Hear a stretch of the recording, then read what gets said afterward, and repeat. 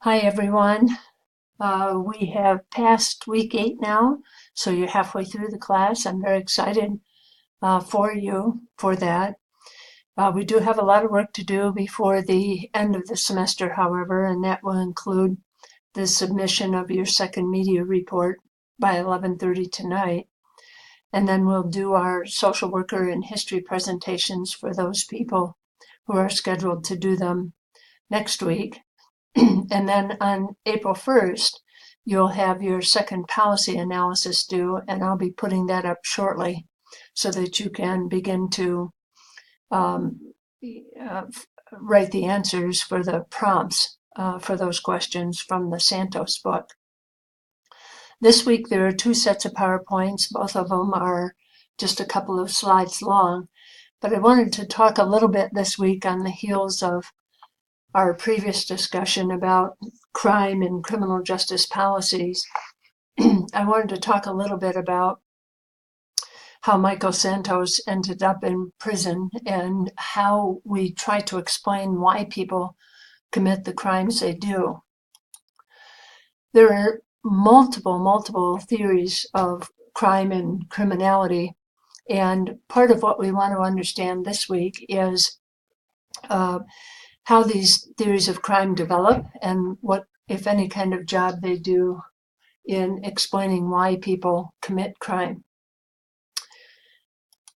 Probably the most outstanding aspect of patterns in crime is the fact that there's tremendous variability in crime rates.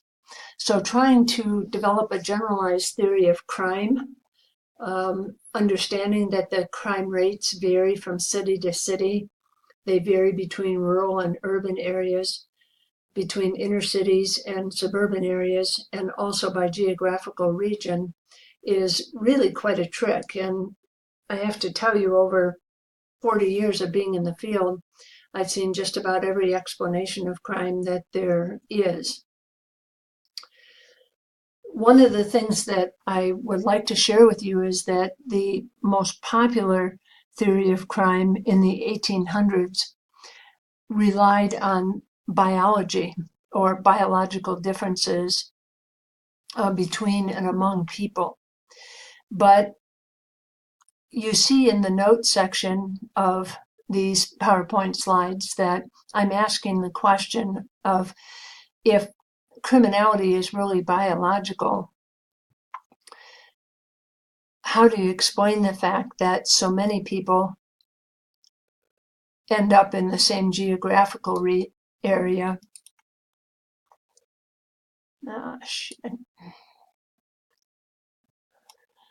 Hi, everyone. I hope that you had an enjoyable break. We're going into the second half of the class starting this week, and we still have a considerable amount of work to do, not the least of which is your policy analysis papers. You know that your second media reports are due tonight by 11:30, and then on April 1st, your second policy readings analysis is due. And so I'll have those questions up this week for you to begin working on as they relate to the Santos book. One of the things we want to talk about this week is trying to get an understanding of how Michael Santos ended up in prison, what that prison experience was like, and whether you've developed any ideas for how he ended up in prison and whether he should have ended up in prison, and then not the least of which is what his prison experience was like. I want to start by talking just a little bit about theories of crime. There are a myriad of theories of crime, dozens and dozens of them actually, and since we began trying to explain crime in the 17 and 1800s, to my mind, none of the traditional criminologists have come up with a satisfying theory of crime. But there are some notable patterns in crime that do exist, and one of those patterns is the fact that crime rates ever since the 1800s have varied from city to city and area to area. They vary between rural and urban areas, between inner cities and suburban areas, and by geographical region. So trying to explain a pattern of crime is very difficult to do because there are so many variations, not just in where crime occurs, but also in the type of crimes and who commits those crimes. We're going to talk first about some social structural explanations for crime, which means that we are looking to the nature of the social structure of our society to explain why people commit crimes. In looking at the social structure, believe me, if there's an area of the social structure, we have already examined it. SES stands for socioeconomic status. There's a lot of theory of crime that suggests that it's primarily a phenomenon associated with the poor. We've looked at racial disparities or differences between blacks, whites, Latinos, etc. We've looked at community ecology, how our communities are structured, how they're organized or disorganized. And then we've also examined the impact of social change, just change over time, the effects of urbanization, the effects of a declining economy, and those types of things. So there is very little in our social structure that has gone unexamined with regard to why people commit crime and what crimes are most likely to be committed by whom. We're just going to touch the surface of a couple of those today that I think relate primarily to the Santos book. Perhaps the most popular theories of crime right now are social structural theories. And it doesn't matter the name of the theory, all social structural theories argue that crime is a result of inequalities, primarily economic, political, and racial inequalities built into the social structure and our cultural values. One of the things we notice, and that you'll notice from the Santos book, is that social structural theories argue that even youth who come from stable, loving families are at risk for committing crime because of the nature of the structure of society. So you see in the notes section there that this argument is often and primarily related to economic inequalities.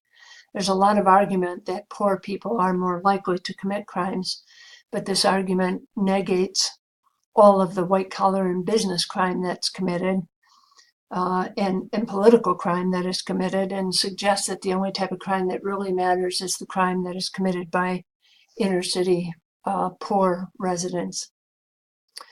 Note here that all social structural theorists, regardless of the theory itself, are linked together by a belief that behavior choices are controlled and most certainly influenced, if not totally controlled, by social conditions. Okay. Where these theories deviate from one another is in their interpretations of the interaction between these social conditions and how they affect behavioral choices. So keep that in mind as we move forward with this particular set of slides, and then again with the second set of slides, especially with social control theory, as you begin to look at how Michael Santos's decision-making may have been influenced by his social conditions.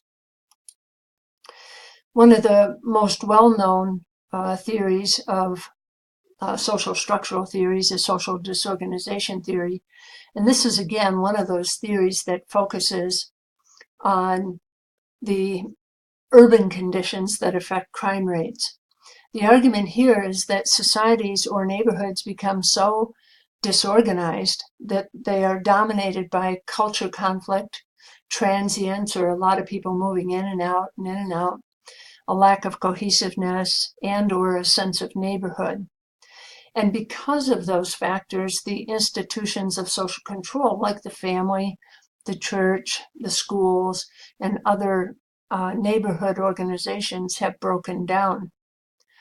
So because those institutions get broken down, they can no longer perform their expected functions as it relates to social control.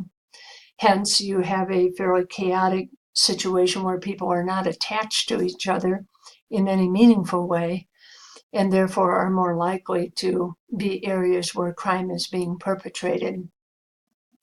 Indicators of social disorganization include high levels of employment, high dropout rates from school, deterioration in housing, and this is where you see, housing areas that are predominantly poor developing, low income levels, and even perhaps a large number of single families. The effects of social disorganization are considerable, according to this theory, including despair, conflict, a lack of social control, as we were just talking about, relative deprivation resulting in negativity and hostility. So people see other people around them in other areas of maybe the state or the region or their neighborhoods having more than they have. And this results in negativity and hostility. And so according to this theory, it's a breeding ground for delinquent and antisocial behaviors as people try to obtain those things that everybody else has, but they begin to develop deviant cultural values and behaviors as a way to obtain things that they feel they can't otherwise obtain. So this cycle of social disorganization, where that kind of behavior then leads to an increase in the institutions breaking down, leads to a community of fear and just begins to feed itself. So poverty results in social disorganization that eradicates or erodes the normative structure. You have limited a sense of collectiveness or neighborhoodness, if you will, neighborliness. And you get the development of criminal areas, which then transmit cultural criminal values, and you have people engaging in what are called criminal careers. This has been addressed by gentrification or rehabbing whole areas of a city or a rural area.